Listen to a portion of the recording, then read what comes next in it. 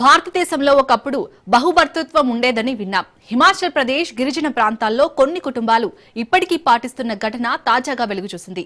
సిర్మౌర్ జిల్లా షిల్లే గ్రామంలో ఇద్దరు అన్నదమ్ములు ఒకే వేదికపై ఒక యువతని వివాహం చేసుకున్న వీడియో ఒకటి సోషల్ మీడియాలో వైరల్ గా మారింది.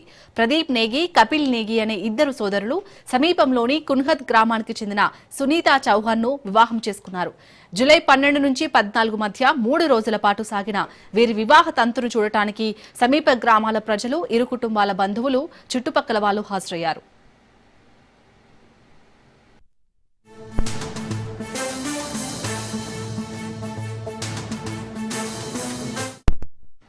అంగరంగ వైభవంగా సాగిన ఈ పెళ్లిలో అతిథులకు ట్రాన్స్గిరి తెగకు చెందిన వివిధ వంటకాల్ని వడ్డించారట.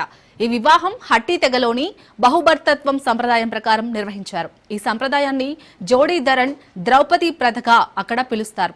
ఈ వివాహం పూర్తి సమ్మతితో జరిగిందని సునీతా చౌహాన్ చెప్పారు. ప్రదీప్ నేగి జల్ శక్తి విభాగంలో ఉద్యోగి, కపిల్ నేగి విదేశాల్లో ఆతిథ్య రంగంలో పనిచేస్తున్నాడు.